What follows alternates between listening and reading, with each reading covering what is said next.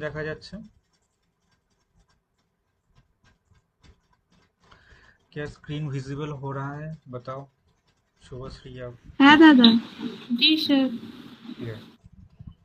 तो फिर देखो यहाँ पर जो है लॉगोस, हाँ हेराक्लिटस का जो पहले वाला जो सीजन था वहाँ पर मैंने बात किया था लॉगोस के बारे में। तो फिर तुम लोग देखो यहाँ पर लॉगोस क्या है। तो लॉगोस बात यही है कि तुम सभी जानते होगे कि हेराक्लिटस जो है ना वो फायर के बारे में बात किया था। ठीक है। तो फायर का जो स्टार्टिंग पॉइंट है ना वो लॉगोस से आता है। হেরাক্লিটাস সবার প্রথমে উনি কি বলছেন যে এই যে লগোস, এই লগোস মানে কি? লগোস মানে হচ্ছে অনুপাত। আমরা অনুপাত করতাম না ইস্টু, যখন আমরা ম্যাথ করতাম দেখতো এরকম ইস্টু করতাম।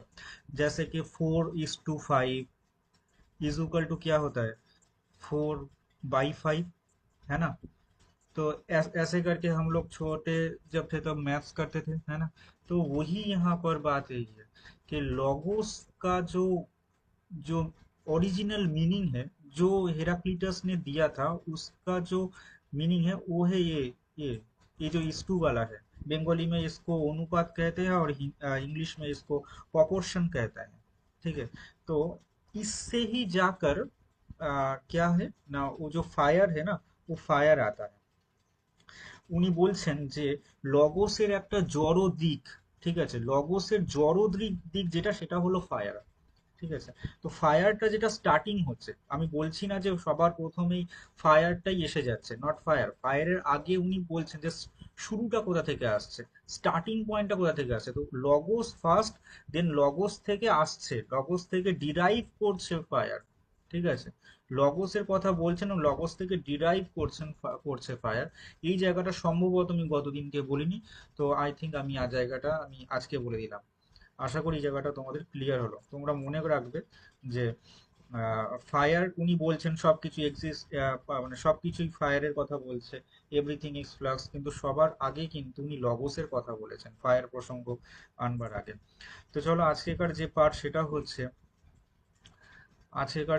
সেটা হলো আমাদের पार्ट 2 বা last last part, pre Socratic जो फिलोसोफर का जो हम लोग कर रहे थे वही का लास्ट पार्ट, यानी कि पार्ट 2 आज का जो सेशन है।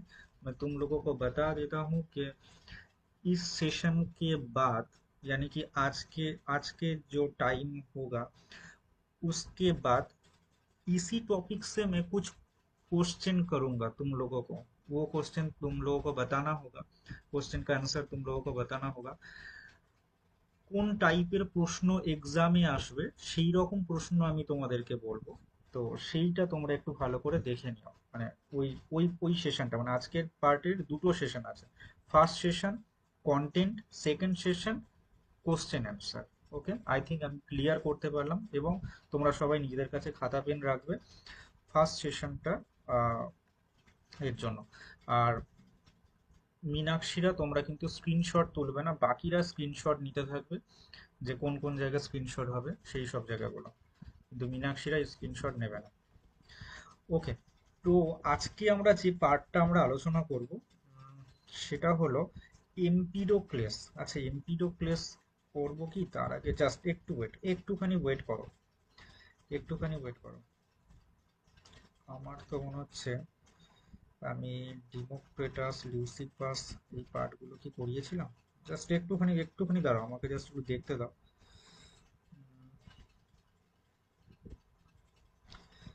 এমপিডব্লিউএস, আচ্ছা ঠিক আছে, এর পরবর্তী মানে যে টাইম এরা আসছে সেখানে এমপিডোক্লেস আসছে।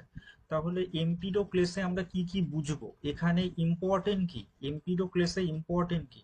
তোমরা আগে তো চারবাক ফিলোসফি পড়েছো, চারবাক ফিলোসফিতে তোমরা জানো যে হচ্ছে, তোমরাই বলো যে জগৎ সৃষ্টি হচ্ছে কটি উপাদান দ্বারা, জগৎ সৃষ্টি হচ্ছে কটি ফোর উপাদান? এলিমেন্ট। 4টি উপাদান। ফোর চারটি। এলিমেন্ট। হ্যাঁ 4 এলিমেন্টস, তাহলে সেইগুলো কি কি ছিল গো? ক্ষিতি, অকেজ, মরুদ। আচ্ছা, ক্ষিতি অফ তেজ মরু, সিমিলার কথা এমপিডোক্লেস এখানে বলছেন। ঠিক আছে, সিমিলার কথা এমপিডোক্লেস বলছেন। তাহলে তোমরা যখন পড়বে তাহলে চারবাকের থিওরি, ইন্ডিয়ান ফিলোসফি চারবাকের থিওরিটা মাথায় রাখবে, অ্যান্ড দেন তুমি এমপিডোক্লেস পড়বে, দেখবে তোমার কাছে পুরো বিষয়টা ক্লিয়ার হয়ে যাবে। ঠিক আছে, তো এইখানে আমার তেমন কিছু বলবারই নেই। এখানে উনি মানে এমপিডোক্লেস যিনি ছিলেন, উনি খুব মানে জড়বাদী ছিলেন, ম্যাটেরিয়ালিজম ছিলেন। উনি বহুত্ববাদকে স্বীকার করতেন, প্লুরালিজমকে স্বীকার করতেন, ডায়নামিক ইউনিভার্সকে উনি স্বীকার করতেন। এই দেখো, আর্থ, এয়ার, ফায়ার অ্যান্ড ওয়াটারের কথা উনি বলছেন। ঠিক আছে, এটাই এখান থেকে ইম্পর্টেন্ট, আর কিছু নয়। পরবর্তীকালে যদি আমার কিছু মনে হয় যে এখান থেকে ইম্পর্টেন্ট তোমাদের পরীক্ষার জন্য, দেন আমি আজকেই তোমাদেরকে বলে দেবো। ঠিক আছে, তবে তোমরা এইটা স্ক্রিনশট নাও। বাকি যারা রয়েছো ইনক্লুড করছি আমি, কি যেন নাম ছিল, দেবশ্রী আই থিঙ্ক। তো এটা স্ক্রিনশট নাও, অরিশার দেবশ্রী, স্ক্রিনশট নাও। এটা এটা তোমরা বাড়িতে পড়বে। Debashree I think, sorry, Shubhashree, Shubhashree. जी सर, मैं ले ली स्क्रीनशॉट। इस इसका स्क्रीनशॉट ले लो। ठीक है। अच्छा, आज का जो मेन सेशन है, তো এটা কি কিছু গন্ডগোল করেছি আমি, নাকি অ্যানাক্সাগোরাসটাকেও পরবর্তী আসছিল না? জাস্ট ওয়েট, না, অ্যানাক্সাগোরাস এর পরে পরেই আসছে। আচ্ছা, অ্যানাক্সাগোরাস যে ফিলোসোফার যিনি ছিলেন, এই অ্যানাক্সাগোরাসের ক্ষেত্রে তোমরা নাউজের কথা মনে রাখবে। নাউজ, নাউজের কথা মনে রাখবে। আমি তোমাদের কয়েকটা জিনিস একটু লেখাতে চাইছি অ্যানাক্সাগোরাস থেকে। জাস্ট ওয়েট করো, একটুখানি দাঁড়াও, তোমাদের কয়েকটা জিনিস আমি তোমাদের লেখাতে চাইছি।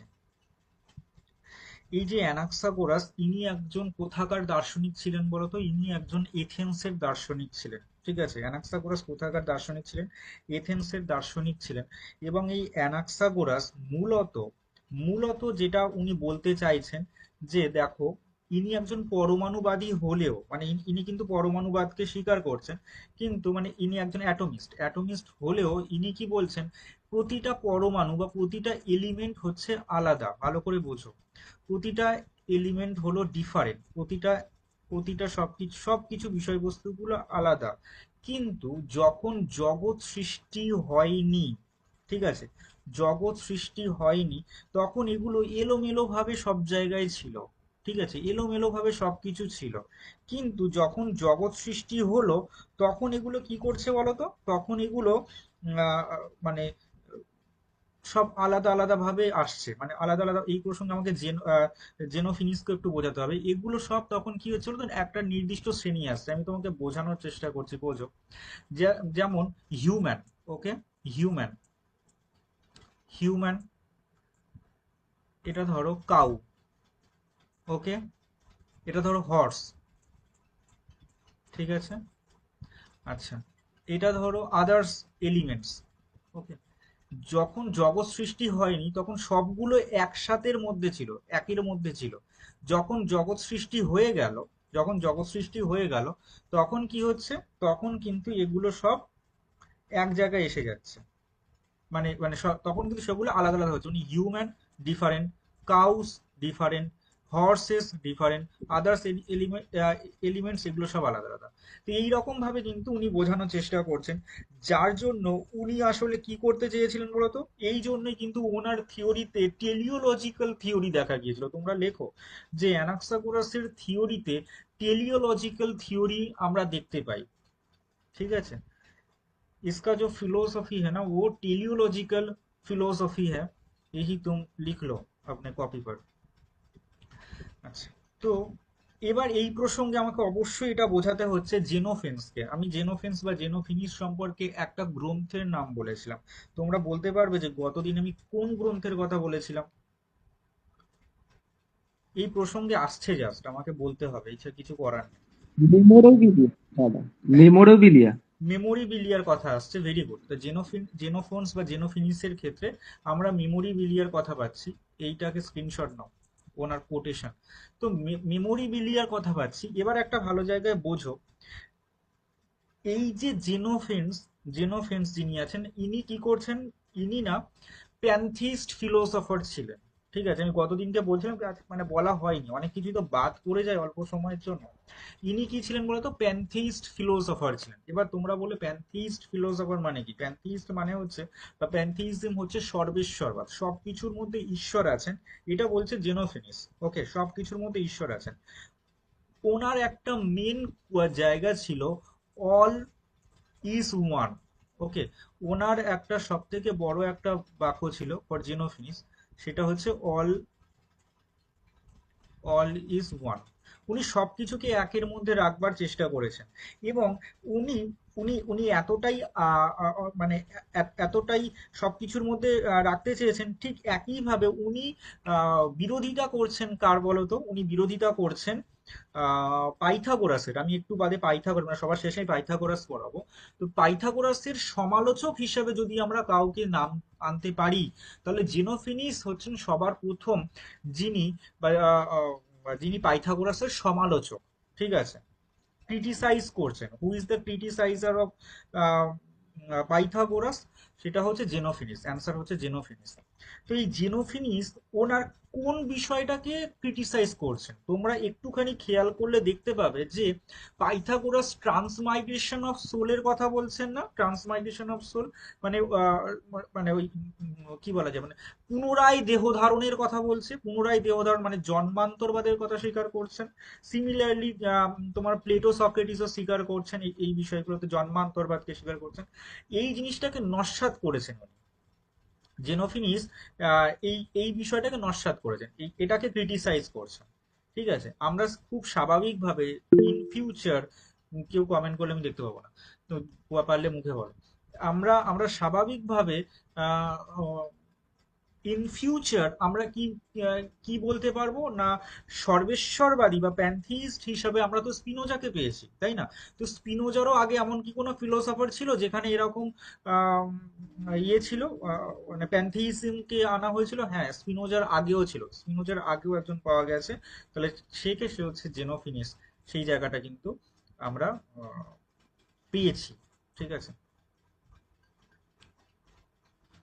আচ্ছা, এবার দেখো, আমরা এখানে এই জিনিসগুলো পড়বো এখনই।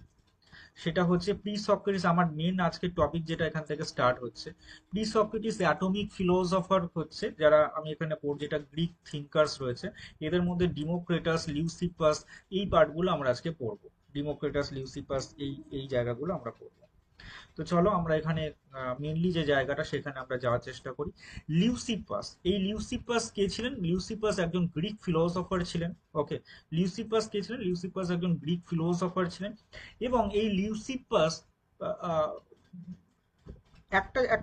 একটা কথা বোঝো, এই যে লিউসিপাসের কিন্তু সেই রকম ভাবে কোনো আমরা মানে অ্যাটমিস্ট হিসেবে কিন্তু আমরা জেনেছি, কিন্তু ওইভাবে কিন্তু আমরা কিছু পাই না, মানে গ্রন্থগুলো পাই না। আমি তোমাকে বলছি, যে গ্রন্থগুলো ওনার হারিয়ে গেছে, সেই রকম দুটো গ্রন্থ তোমরা একটু লেখো, নিজেদের খাতায় লেখো।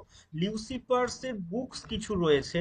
ওকে শুভশ্রী, লিউসিপাসের বুকস কিছু রয়েছে, সেই দুটো বুকস বা টু বুকস এর নাম আমাদেরকে লিখতে হবে। সেই টু বুকস কি কি ছিল? ও নাম্বার ওয়ান আর নাম্বার টু নিজের খাতার মধ্যে লেখো। নাম্বার ওয়ান হচ্ছে অন মাইন্ড, নিজের খাতায় লেখো, আপনি কপি पर लिखो। Number one on mind and number two great world system. Number one on mind, number one on mind, ये इसका बुक्स है। और number one on mind, number two great world system, great world system. এই দুটো বই হারিয়ে গেছে, কিন্তু এই দুটো বইয়ের মানে বই এতটা পরিমাণে পপুলার ছিল, শোনা যায় যে যখন প্লেটো এক্সিস্ট করতো তখন এই দুটো বই এক্সিস্ট করতো, কিন্তু নাও প্রেজেন্টলি এই দুটো বই নেই। অন মাইন্ড আর হচ্ছে great world system. On mind আর হচ্ছে গ্রেট ওয়ার্ল্ড সিস্টেম, এই দুটো বই বর্তমানে নেই, প্রেজেন্টলি নেই। ঠিক আছে, কিন্তু এই দুটো বই থেকে আমরা জানতে পারি যে হচ্ছে লিউসিপাস এমন একজন ফিলোসফার ছিলেন, যার কাছে মানে যিনি অ্যাটমিস্ট হিসেবে উনি পপুলার ছিলেন। ঠিক আছে, উনি অ্যাটমিস্ট হিসেবে পপুলার ছিলেন। এবং এই যে অন মাইন্ডে কি কি আলোচনা হয়েছে, মানে আমি হয়তো আসবে না পরীক্ষায়, হয়তো আসবে না, কিন্তু তাও আমি মনে করি যে এনটিএ কে দিয়ে ভরসা করা যায় না। আমি আমি আমি নিজে করি না। সুতরাং কিছু অন্ততপক্ষে জেনে যাও, মানে আজকে যে গল্প হচ্ছে এই গল্পের মাধ্যমে কিছু অন্ততপক্ষে জেনে যাও। তো অন মাইন্ডে কি ছিল, অন মাইন্ডে মেন জিনিস কি ছিল, অন মাইন্ডে মেন যেটা জিনিস ছিল সেটা হচ্ছে অ্যানাক্সাগোরাসের সমালোচনা, অ্যানাক্সাগোরাসের ক্রিটিসিজমটা ছিল এই অন মাইন্ডে। ঠিক আছে, অ্যানাক্সাগোরাসের ক্রিটিসিজমটা ছিল অন মাইন্ডে। ঠিক আছে। আচ্ছা, এবার আমরা মানে এইখান থেকে তেমন লিউসিপাস থেকে সেরকম কোনো কিছু আমাদের গুরুত্বপূর্ণ নয়। এই একটা প্রশ্ন তোমাদেরকে একটু জাস্ট বলে রাখি, ধরো পরীক্ষার সময় এরকম দিল যে who is the founder of atomism philosophy বা অ্যাটমিক থিওরি, এরকম যদি কোনো কোনো প্রশ্ন থাকে, যদি অপশনে থাকে ডিমোক্রেটাস তাহলে তুমি ডিমোক্রেটাস দিও, অপশন যদি ডিমোক্রেটাস থাকে তাহলে ডিমোক্রেটাস দিও। কিন্তু অপশনে যদি লিউসিপাস প্লাস ডিমোক্রেটাস যদি থাকে, লিউসিপাস প্লাস ডিমোক্রেটাস যদি থাকে, তাহলে বোথই হবে কারেক্ট অ্যান্সার। ঠিক আছে, লিউসিপাস এন্ড ডেমোক্রেটাস যদি থাকে তাহলে বোথই হবে কারেক্ট অ্যান্সার। কিন্তু যদি লিউসিপাস না থাকে, যদি এটা না থাকে, তাহলে যদি ডেমোক্রেটাস থাকে তাহলে এটাকেই ফাউন্ডার হিসেবে মানবে, কারণ এনার থিওরিটাকে পাওয়া যায় এবং ডেমোক্রেটাস অ্যাটমিক থিওরিকে স্টাবলিশ করেছেন, প্রতিষ্ঠিত করেছেন। ওকে। আচ্ছা, তো আমরা এবার ডিমোক্রেটাসের জায়গায় যাব, যেটা আমাদের জন্য গুরুত্বপূর্ণ। লিউসিপাস কিন্তু আমাদের মনে হয় না অতটা পরিমাণে গুরুত্বপূর্ণ, যতটুকু ছিল আই থিঙ্ক আমার দেওয়া হয়ে গেছে, মানে ওখানে লিখে দিয়েছি, আর দরকার নেই। তো এবার চলো আমরা দেখবো যে ডিমোক্রেটাস এখানে কি ছিল। আমি ডিমোক্রেটাস লেখাবার আগে আমি ডিমোক্রেটাসের কিছু গ্রন্থ ছিল, যে গ্রন্থগুলো বর্তমানে পাওয়া যায় না, তো ডিমোক্রেটাসের বুকস কিছু তোমরা লিখে রাখো। কয়েকটা বুকস আমি তোমাদেরকে বলবো। নাম্বার ওয়ান, চারটে বলবো। নাম্বার ওয়ান তোমরা ইন্টারনেট থেকে পেয়ে যাবে অবশ্য। Number one, little world system, little world system number one book, little world system, little world system number one, little world system number one, little world system. Number two লেখো, number two লেখো on the planets, on the planets, on the planets. Number two হচ্ছে on the planets, on the planets, on the planets. Number three, on nature, number three, on nature, number three, on nature. Number four, on the nature of man, on the nature of man. Number four, on the nature of man, on the nature of man. আমি আরেকবার সব কটা বলছি, কেমন, যদি কারোর mistake হয়ে যায় তো আমি আরেকবার বলছি। Number one, little world system, number one, little world system. Number two, on the planets, number two, on the planets. Number three, on nature, number three, on nature. Number four, on the nature of man, on the nature of man. Number four, on the nature of man, number four, on the nature of man. Okay, I think এটা তোমাদের সকলের হয়ে গেছে। কারো যদি মানে অসুবিধে থাকে তাহলে আমাকে বলো। এবার আমি আসছি আমার পড়ানোর বিষয়। ডেমোক্রিটাস এমনই একজন ফিলোসফার, যে ফিলোসফারের থিওরিতে আমরা বুঝতেই পারছি এখানে অ্যাটমিস্ট, অ্যাটমিক বিষয়গুলো থাকবে। এই অ্যাটমিস্ট বিষয়গুলো আসলে কি, এই জিনিসগুলো আসলে কি, অ্যাকচুয়ালি, অ্যাকচুয়ালি উনি পারমিনাইডিসের সমালোচনা করছেন। ঠিক আছে, পারমিনাইডিসের সমালোচনা করছেন উনি আসলে। আমরা বোধহয় গতদিনকে বলছিলাম যে ইলিয়াটিক সম্প্রদায়, তাহলে আমাকে বলো যে ইলিয়াটিক সম্প্রদায়ের মধ্যে কোন কোন দার্শনিকের নাম আমরা পেয়েছি, এটাকে আমাকে বলো, তাহলে এটা পড়তে গেলে সুবিধা হবে। Eleatic philosophers. The Xenophanes, Parmenides, or Zeno. Okay, very good. তো এই যে ইলিয়াটিক ফিলোসফার, এনাদেরকে ক্রিটিসাইজ করছেন বা ক্রিটিসাইজারকে, সেটা হচ্ছে ডেমোক্রিটাস। ঠিক আছে, এই যে ইলিয়েটিক যে যে সম্প্রদায় ছিল যেখানে পার্মানেন্ট কে স্বীকার করছে, তাই না, মানে ইলিয়াটিক সম্প্রদায়ের মেন যে বিষয়টা, পার্মানেন্টলি এক্সিস্ট করছে, ভাঙা যাচ্ছে না, চড়া যাচ্ছে না, যেমন কি, যেমন একটা কোনো সত্তা, বিং। তো এটা এ ভাঙা যাচ্ছে না, নড়ছে না, চড়ছে না, কখনোই ক্ষয় হবে না, সবসময় থেকে যাবে, এইরকম ব্যাপারটা। কিন্তু এটাকেই যে ইয়ে করছে, ডিনাই করছে, সে হচ্ছে ডেমোক্রেটাস। তাহলে কি বুঝলাম, যে ইলিয়াটিক সম্প্রদায়ের সমালোচক হচ্ছেন ডেমোক্রেটাস। ওকে, এবং এই যে এই এই এই যে উনি সমালোচনা করছেন, এই সমালোচনা করতে গিয়ে তোমার স্বাভাবিকভাবে মনে হবে তাহলে কি উনি হেরাক্লিটাসকে সমর্থন করছেন? হ্যাঁ, উনি হেরাক্লিটাসকে বেশ কিছুটা জায়গায় সমর্থন করছেন। ওকে, তো এবার তোমাদেরকে একটুখানি জিনিসগুলো বোঝাই যে আহ, উনি আসলে আহ, মানে ডিমোক্রেটাস একটা একটা ফেমাস জায়গা ছিল। উনি লাভ, ঠিক আছে, love and hate, love and হেট এই থিওরিটিকে উনি প্রতিষ্ঠা করেন। লাভ অ্যান্ড হেট এই থিওরিকে উনি স্ট্যাবলিশ করেন। লাভ অ্যান্ড হেট বলতে গেলে উনি আসলে কি বলেছেন বলতো, এটা না অনেকটা মানে একটা মিটাফোর জাতীয় ব্যাপার। আমার কাছে একটা বই আছে, বইটার নাম আমি কখনো ফেসবুকে দিয়ে দেবো। আমার বইটার নাম, এই বইটা আমাকে রিভিউ দিতে বলেছিল। বইটা পড়া হয়ে গেছে প্রায়, বহুদিন আগে পড়া হয়ে গেছে, 4 দিনে কমপ্লিট করে ফেলেছিলাম এই বইটা। এটা ক্লাস 11-এর বই। তো যাই হোক, এই বইটার মধ্যে কি ছিল বলতো, মানে মেটাফোর জাতীয় কথাবার্তা ছিল, মানে পুরো বইটা জুড়ে মেটাফোর জাতীয় কথাবার্তা। মানে হয় না যে, মানে অতিরঞ্জিত কথা, রূপক দিয়ে কথা বলা, বুঝতে পারছো তো, রূপক দিয়ে কথা বলা। আহ মানে কিভাবে বোঝাবো, ধরে রাখো যে আমি বললাম যে মেয়েটিকে দেখতে কেমন, না হচ্ছে হরিণের মতো চোখ। ঠিক আছে, অনেক সময় দেখো ওই পুরোনো বাংলা সিনেমাগুলোতে পাওয়া যায়, মেয়েটিকে দেখতে কেমন, না পটল চেরা চোখ। তো এইরকম পটলের মতো তার নাকি চোখ, তো হরিণের মতো নাকি তার চোখ, মেয়েদের মেয়েদের চোখ। তো এই জাতীয় যে একটা কথা, আসলে কিন্তু এটা হলো মেটাফোর জাতীয় কথাবার্তা। তো উনি এই মেটাফোর জাতীয় কথাবার্তার ফাউন্ডার হিসেবে আমরা ওখানে পাই, যেখানে উনি লাভ অ্যান্ড হেটের কথা বলেন। মূলত উনি লাভ অ্যান্ড হেটের কথা বলেন, এটা আসলে মেটাফোর জাতীয় কথা। উনি বলছেন যে জগতের যে চালিকা শক্তি, মানে আমাদের যে ওয়ার্ল্ড, এই যে ওয়ার্ল্ডটা যেটা যে চলছে আজকে, নেক্সট ডে, ফের ফের ফের তারপরের দিন, ঠিক আছে, এইভাবে যে আমাদের এগোচ্ছি, এইটা আসলে লাভ অ্যান্ড হেটের জন্য হচ্ছে। জগতের যে চালিকা শক্তি, জগৎ যে চলছে, এটা আসলে লাভ অ্যান্ড হেটের দ্বারা হচ্ছে। এবং এই থিওরিটা, এইটা বলবার জন্য উনি বেশি পরিমাণে ফেমাস হয়ে গেছেন। দেখবে বেশ কিছু জায়গায় হয়, তোমরা এখনকার দিনে সোশ্যাল মিডিয়াতে তোমরা দেখেছো, কোনো একজন ব্যক্তি হয়তো বহুদিন ধরে বেশ কিছু লেখালেখি করছেন, কিন্তু তার সেই লেখালেখি অত পরিমাণে ফেমাস হচ্ছে না। কিন্তু কোনো একটি বিষয় নিয়ে এমন লিখলেন যেটা হয়তো তৎকালীন যুগে খুব প্রয়োজনীয় ছিল, এবং তার জন্য তাকে ফেমাস করে দেওয়া হলো। তুমি ভিন্ন ক্ষেত্রে ধরতে পারো। তো লাভ অ্যান্ড হেটটা তো আর আগে কেউ কখনো বলেনি, উনি বলেছেন। এবং উনি জগতের ক্ষেত্রে উনি যেহেতু ব্যবহার করেছেন, এই কথার জন্য ওনাকে ফেমাস করে দেওয়া হয় তৎকালীন সময়। আচ্ছা আচ্ছা, বেশ ভালো কথা বলেছেন, এরকম একটা ব্যাপার।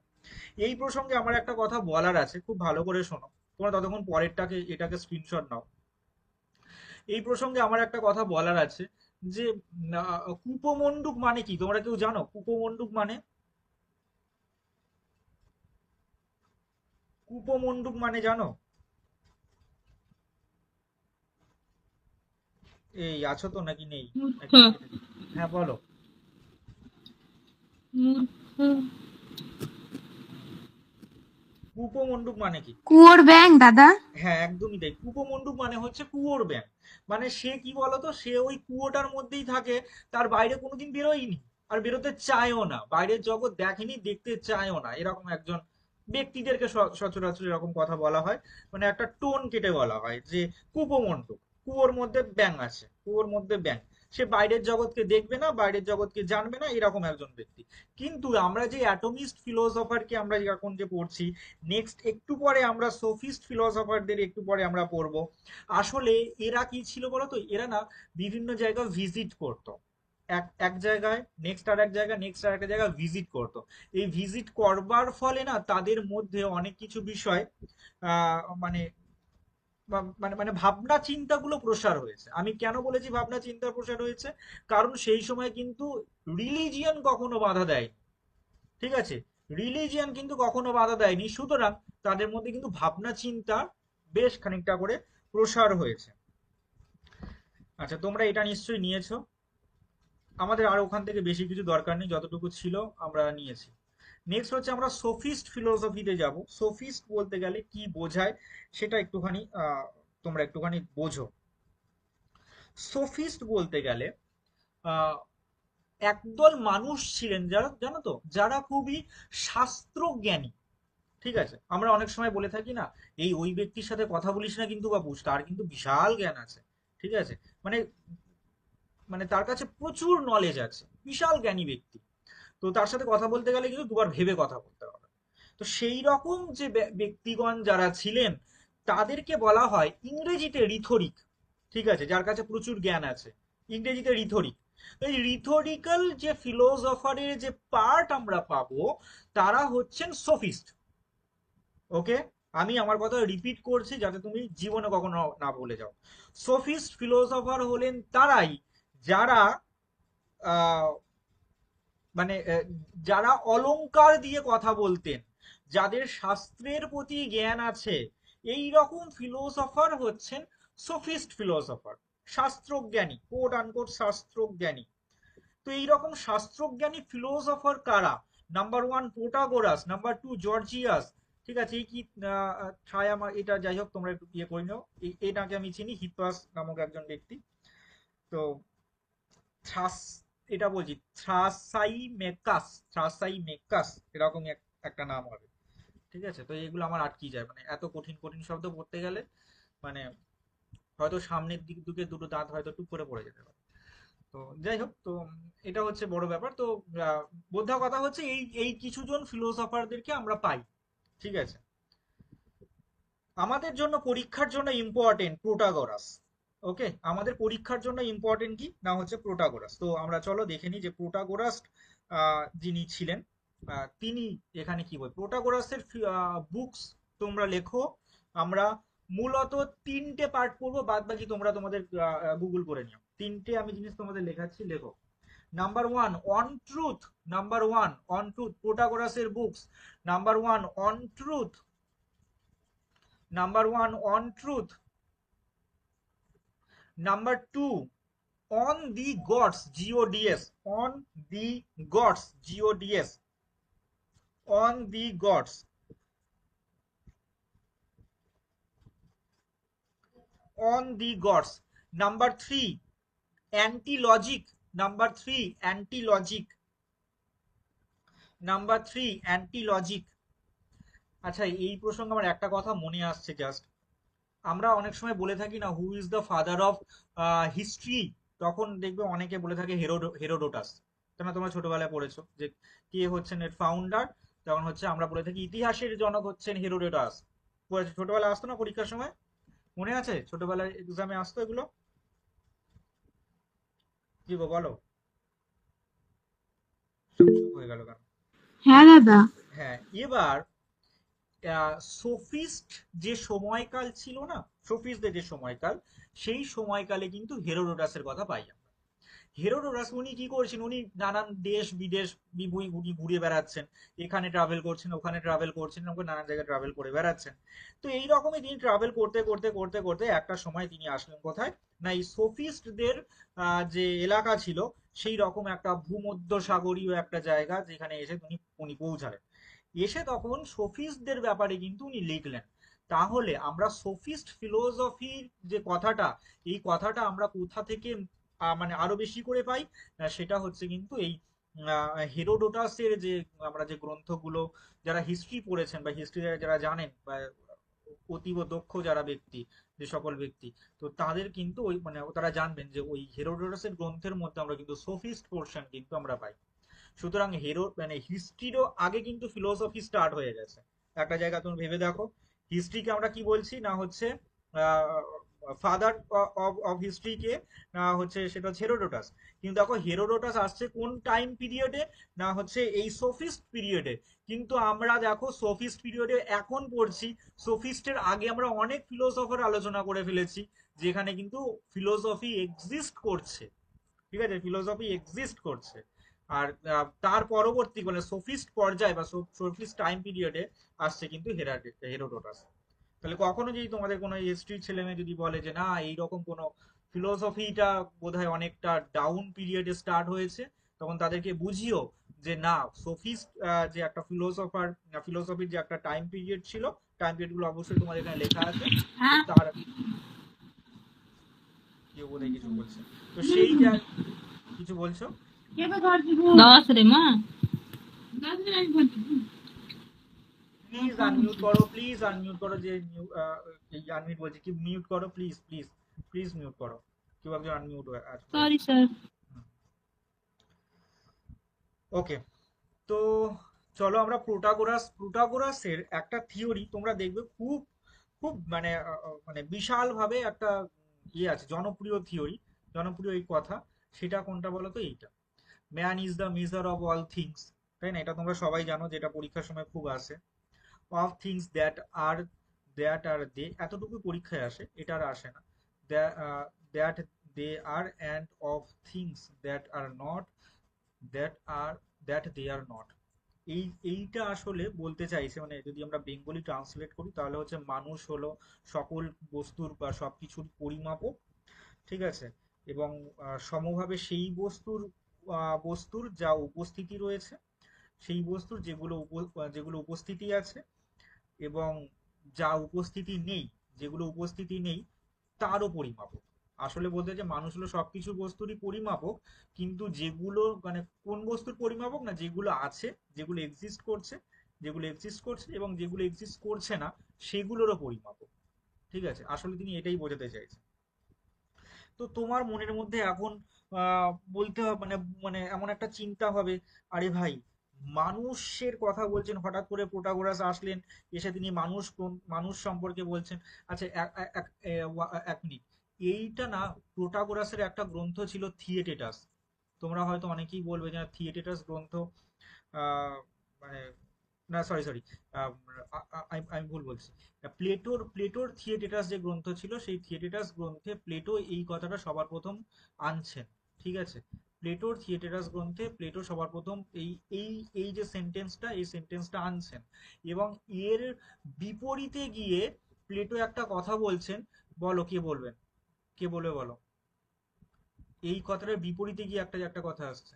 অজয় বলো, বাকিরা বলো। God is the measure of all things. Very good, very good. ম্যানটাকে তখন প্লেটো বাদ দিচ্ছেন, দিয়ে গডের কথা বলছেন। এবার এইখানে আমার আমার বোঝানোর যে বিষয়টা, আমি হয়তো অ্যাসাসিন রিজনে আসতে পারে, হয়তো আমি সেটা একটু ভালো করে বুঝিয়ে দিতে চাইছি তোমাদের জন্য। আচ্ছা, এখানে দেখো, এখানে উনি মানে প্রোটাগোরাস ম্যানের কথা বলছেন। ঠিক আছে, এবার ম্যান বলতে গেলে কি বোঝাবে? ঠিক আছে, ম্যান বলতে গেলে এখানে কি বোঝাবে? ম্যান হচ্ছে সেটাই, তুমি একটা জিনিস বোঝো, আহ, আজকে আমি বেঁচে আছি, আজকে আমি এক্সিস্ট করছি, আগামীকাল আমি মারা গেছি। ঠিক আছে, ধরে নাও আমরা সকালটা দেখা হলো না, আমি টপকে গেছি, ইহলোক ছেড়ে ছেড়ে চলে গেছি, আমি মরে গেছি। তাহলে ম্যান বলতে গেলে কাকে বোঝাবে? ম্যান বলতে গেলে তাকেই বোঝাবে যারা এক্সিস্ট করছে, যারা আছে। যে মানুষগুলো মারা গেছেন, অতীতের মানুষ, ঠিক আছে, অতীতের মানুষ, সেই মানুষগুলো নয়। বর্তমানে প্রেজেন্টলি যে মানুষগুলো আছে, সেই মানুষের কথা বলা হচ্ছে, সেই মানুষটা। ওকে, তাহলে উনি কিন্তু বলছে যে কোন মানুষগুলো মেজার করবে, কোন মানুষগুলো না, যে মানুষগুলো এক্সিস্ট করছে। তাহলে তুমি ভাবো উনি কতটা মানে রিয়েলিস্ট, যে উনি বাস্তবে যারা আছেন তাদের কথা উনি বলছেন। ঠিক আছে, বাস্তবে যারা আছেন তাদের কথা বলছেন। এবার এই যে কথাটা, এই কথাটা তোমরা একটা ইয়েতে লেখো তো, একটা ইয়েতে লেখো।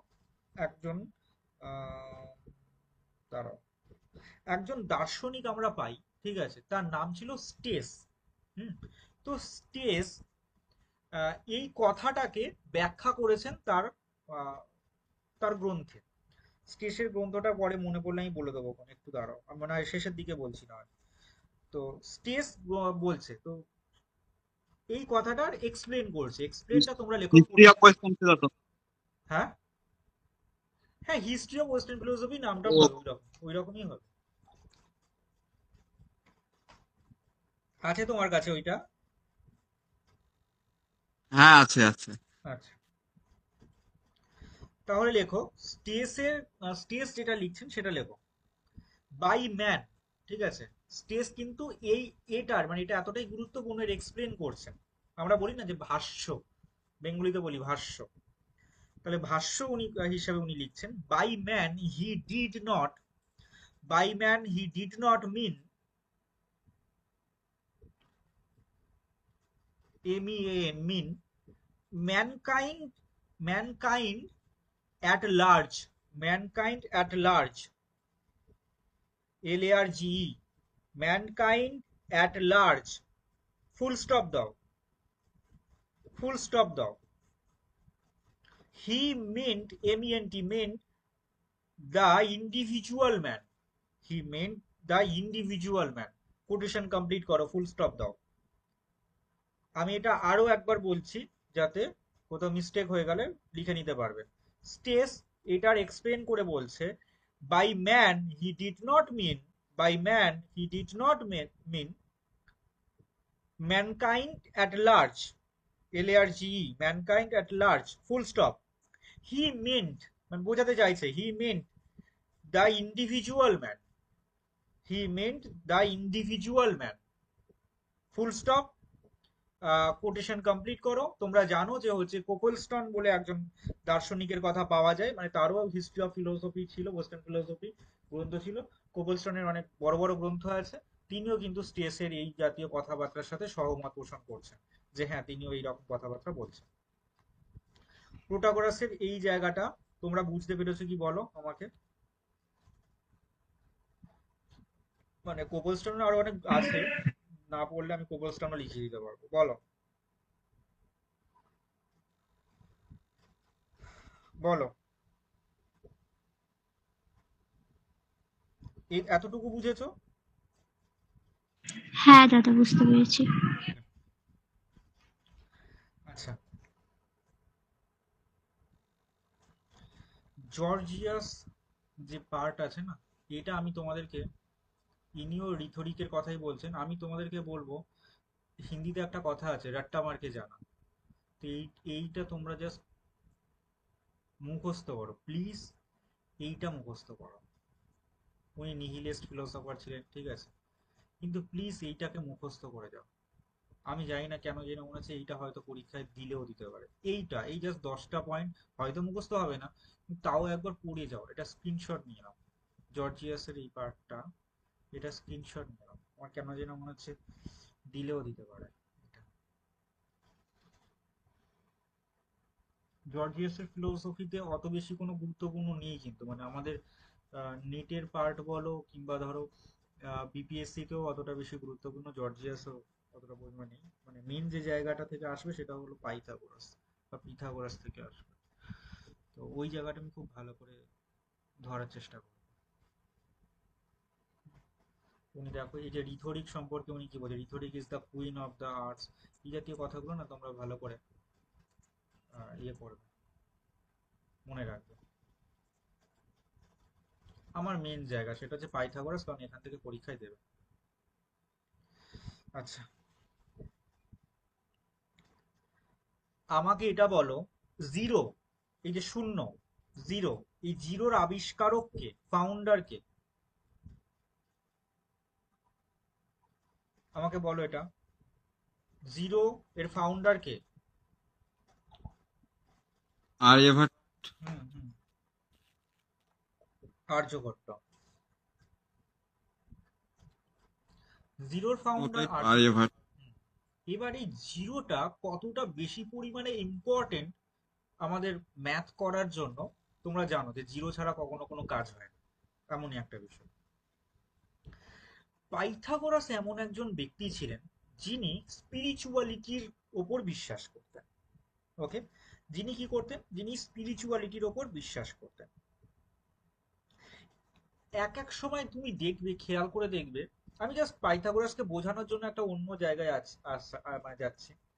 কিছু মানুষ এমনটা হয় দেখবে, যে মানুষগুলো না অতিরিক্ত পরিমাণে ধার্মিক, মানে ধর্মকে মানছে ঠিক আছে, আমি কিন্তু অস্বীকার করছি না, কিন্তু অতিরিক্ত পরিমাণে ধার্মিক, মানে মানে তার ধর্মকে স্বীকার করবার পেছনে তার কোনো লজিক খুঁজে পাবে না। মানে কোনো মানে হয়তো তোমরা বলে না ধর্মতে আবার লজিক কিসের আছে, লজিক থাকে না, কিন্তু না, মানে মানে তাকে যদি বলো যে তুমি এটা কেন স্বীকার করছো, সে কিছুই বলতে পারে না, সে বলে না আমি মানছি।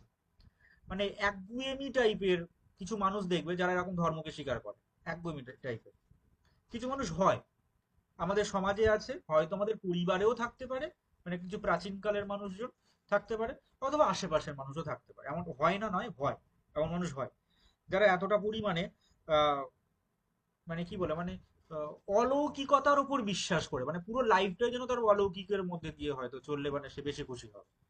এই রকম মানুষরা, ঠিক এই টাইপের মানুষরা কিন্তু দুর্ভাগ্যের মধ্যে পড়ে। ঠিক আছে, এই টাইপের মানুষরাই কিন্তু দুর্ভাগ্যের মধ্যে পড়ে। কি রকম দুর্ভাগ্য? ধরে নাও যে তার মধ্যে মানে সে তো কোনো লজিককে স্বীকার করছে না, কোনো কোনো লজিককে কিন্তু সে স্বীকার করছে না আসলে। মানে সে না বেশি দূর অব্দি এগোতে পারে না, কারণ সে এত বেশি পরিমাণে ধর্ম ধর্ম ধর্ম ধর্ম করে যাচ্ছে। সে আর বেশি পরিমাণে কিন্তু এগোতে পারবে না, একটা জায়গায় কিন্তু সে শেষ হয়ে যাবে। সে আর মানে সে তার জায়গাটা ফুল স্টপ হয়ে গেল, আর এগোতে পারছে না। এই রকম জায়গাগুলো হয়, মানে তাকে কিন্তু ইন ফিউচার কেউ মনে রাখবে না, কারণ কি সে এত বেশি পরিমাণে ধর্ম ধর্ম ধার্মিকতা এই জাতীয় বিষয়গুলো করেছে। এটার মেন যে জায়গাটা, তার যে আরো অনেক বিষয় বলার ছিল, আরো অনেক বিষয় জানার ছিল, ফিলোসফিকে এগিয়ে নিয়ে যাওয়ার বিষয় ছিল, সেটা সে নিয়ে যেতে পারলো না। আমি এই কথাটা বলছি এমনটা নয়, রাসেল বলেছেন পাইথাগোরাস সম্বন্ধে যে পাইথাগোরাস এমনই একজন ব্যক্তি ছিলেন যিনি হয়তো নাম্বার সিস্টেমটাকে বা মানে তৎকালীন সময় এটাকেও তো সায়েন্স বলা হতো, আমি গতদিন বলেছি। তো এই সায়েন্সটাকে আরো বেশি পরিমাণে এগিয়ে নিয়ে যেতে পারতো, কিন্তু অতিরিক্ত ধর্মান্ধতার কারণে তিনি এগোতে পারলেন না। হ্যাঁ, ধর্মকে আমি তো আমি বারবার করে বলছি, হ্যাঁ আমার মধ্যে একটা পোশাকি ধর্ম আছে, তোমার মধ্যে একটা পোশাকি ধর্ম আছে, যেটাকে মানে যেটা জন্মের পরে তোমার উপর আরোপিত করে, ঠিক আছে, অত অব্দি ঠিক আছে। কিন্তু এত মানে অতিরিক্ত মাত্রায় যেই পৌঁছে যাচ্ছে, তখনই হয়ে যাচ্ছে সর্বনাশটা, যায় মানে মেন মেন সর্বনাশটা কিন্তু ঠিক তখনই হচ্ছে। আশা করি আমি জায়গাটা বোঝাতে পারলাম যে পাইথাগোরাসের থিওরি আমরা জানি সবাই যে উনি নাম্বার সিস্টেমের জনক, ঠিক আছে, নাম্বার থিওরির জনক।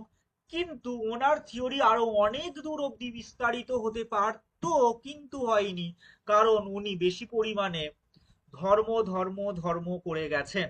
ওনার লাইফে বেশি বেশি পরিমাণে ধর্ম ধর্ম ধর্ম এই এই বিষয়গুলো গেছে, যার জন্য ওনার যিনি মানে ওনার থিওরি এগোয়নি। তবে এই প্রসঙ্গে আমি তোমাদেরকে একটু জানিয়ে রাখি যে উনি কিন্তু একজন ম্যাথামিস্ট উনি কিন্তু ছিলেন। আরে ভাই, এরা মেসেজ কেন করে? উনি কিন্তু একজন মানে গণিত শাস্ত্রবিদ বা হচ্ছে ম্যাথামেটিক উনি ছিলেন কিন্তু। এবার আমি তোমাদেরকে কয়েকটা জিনিস আহ, বলার চেষ্টা করব।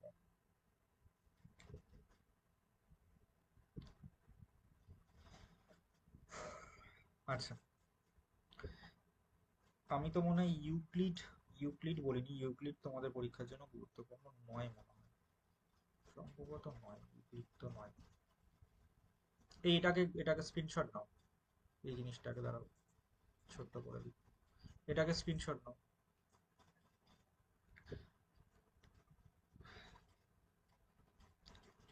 স্ক্রিনশট নিয়ে নিলে আমি কিন্তু নেক্সট যে জায়গাটা সেটা আমি বলার জায়গায় যাবো।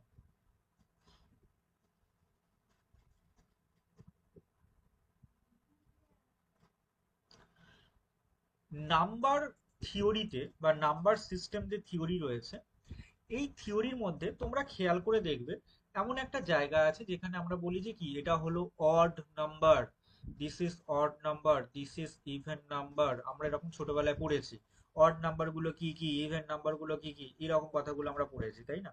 তো অড ইভেন এই জাতীয় কথাগুলো কিন্তু ওনার এতে পাওয়া যায়।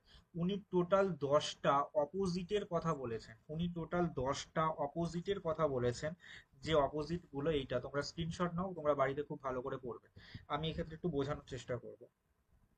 উনি বলছেন আমাদের মানে আমাদের এই দেহ যখন নষ্ট হয়ে যায়, তখন আমাদের আত্মাটা অন্য আরেকটি দেহতে স্থানান্তরিত হয়। ঠিক আছে, আমাদের এই দেহটা অন্য আরেকটি দেহতে স্থানান্তরিত হয়। এই স্থানান্তরিত হচ্ছে ভালো কথা, কিন্তু হওয়ার ক্ষেত্রে বেশ কিছু বিষয় বা বেশ কিছু মানে আহ, জিনিস আমরা লক্ষ্য করতে পারি। কি কি না, এই যে 10টা অপোজিটের কথা বললাম, জগৎ ধ্বংস হয়ে যাবে, তবুও এই 10টা অপোজিট ওয়ার্ড থেকে যাবে। ঠিক আছে, আমি আবার একবার বলছি, জগৎ ধ্বংস হয়ে যাবে, কিন্তু এই 10টা অপোজিট ওয়ার্ড কিন্তু ধ্বংস হয়ে যাবে। প্রাথমিক মানে প্রাথমিক পর্যায়ে সবাই এমনটা মনে করতো যে প্রতি 10 বছর, সরি, প্রতি প্রতি 10,000 বছর পর পর হয়তো পৃথিবী ধ্বংস হয়ে যাবে। মানে তৎকালীন সময় দেখবে, মানে বেশ কিছু সিনেমাও বেরিয়েছিল 2012 সালে। 12 বলে একটা সিনেমা বেরিয়েছিল, পৃথিবী ধ্বংস হয়ে যাচ্ছে। তো এইরকম অনেক অনেক ধরনের তৎকালীন সময় আরো এরকম, মানে মানুষ মানে ধর্মান্ধতার মধ্যে থাকতো, তো তাই তারা অনেক রকম জিনিস ভাবতো, ইমাজিনেশন পাওয়ারটা তাদের পক্ষে প্রচুর, মানে প্রচুর পরিমাণে হাই ছিল। মানে তো তারা মানে তখন এমনটা মনে করা হতো যে পৃথিবী ধ্বংস হয়ে যাবে প্রতি 10 বছর, ওই প্রতি 10,000 বছর পর পর। কিন্তু ধ্বংস হয়ে যাওয়ার পরেও যখন আবার পৃথিবী যখন আবার জেগে উঠবে, নতুন করে যখন পৃথিবী সৃষ্টি হবে, তখনও কিন্তু এই 10টা অপোজিট মানে ওয়ার্ড, এরা কিন্তু কখনোই হবে না। ঠিক আছে? এটা হচ্ছে লিমিটেড আনলিমিটেড, মানে হচ্ছে সীমিত অসীম, অড ইভেন মানে হচ্ছে তোমার এই জোড় বিজোড়, ওয়ান মেনি এক এবং বহু, তারপর হচ্ছে রাইট অ্যান্ড লেফট, মানে ওই উত্তর দক্ষিণ, মেল ফিমেল, পুরুষ মহিলা, তোমার হচ্ছে রেস্ট মোশন মানে হচ্ছে তোমার স্থিতি আর গতি, স্ট্রেট অ্যান্ড ক্রাফট, ক্রাফট মানে বক্র মানে সোজা এবং বক্র, লাইট অ্যান্ড ডার্ক মানে আলো এবং অন্ধকার, গুড অ্যান্ড ইভিল শুভ এবং অশুভ, আর হচ্ছে ট্রুথ অ্যান্ড ফলসিটি মানে সত্য এবং কি বলবো, তোমার মিথ্যাত্ব, এরকম একটা কথা আমরা বলতেই পারি। আচ্ছা, তো এই ছিল তোমাদের মেন বিষয়বস্তু। আর একটুখানি তোমাদেরকে বলার চেষ্টা করব। আচ্ছা, পাইথাগোরাস কিছু বিষয় সম্পর্কে বলেননি, মানে উনি কোনো আলোচনা করেননি। ঠিক আছে? সেই বিষয়গুলো কি কি? সেই বিষয়গুলো কি কি? সেটা হচ্ছে fire and earth. Fire and earth সম্পর্কে অতিরিক্ত কথা উনি কিন্তু বলেননি, খুব কম কথা উনি বলে গেছেন। জাস্ট ওই পৃথিবী ধ্বংস হলে এইটুকু হবে, কিন্তু যখন বলছে পৃথিবী বলতে গেলে তুমি কি বোঝো, বা পৃথিবী সম্পর্কিত বিষয় তোমার মধ্যে কি রয়েছে সেটা একটুখানি বলো, তখন কিন্তু উনি কিন্তু বলছেন না। উনি ফায়ার অ্যান্ড আর্থ এই দুটো শব্দকে মানে মানে এক্সপ্লেন মানে করেননি। অনেক কিছু এক্সপ্লেন করেছেন, ফায়ার অ্যান্ড আর্থকে কিন্তু এক্সপ্লেন করেনি। আমি এই কনক্লুশন পার্ট আমি এইভাবে তোমাদের কাছে টানবো যে আমরা গত দুদিন ধরে যে পার্টগুলো পড়লাম, এগুলো মূলত যে সকল, আমরা বেশ কিছু কয়েকটা বুকস আমরা আজকে আমরা দেখতে পেলাম, গত দিনকে আমরা যা যা পড়েছি তা তো বুকসই ছিল না। তো এই এই কথাগুলো আমরা মূলত অ্যারিস্টটল অ্যান্ড প্লেটো, এদের দর্শনের ক্ষেত্রে আমরা কিন্তু এইগুলো পেয়েছি। মানে এদের এদের দর্শন বা এদের ফিলোসফি যখন পড়তে গেছি, তখন কিন্তু আমরা এটা পেয়েছি। আহ, আর কিন্তু আমরা সেইভাবে আহ, মানে খুব যে একটা বড় ধরনের কোনো গ্রন্থ পাওয়া গেছে সেরকমটা কিন্তু পাওয়া যায়। ঠিক আছে? Thank you. আর নেক্সট দিনকে আমি তোমাদেরকে পড়াবো সম্ভবত প্লেটো।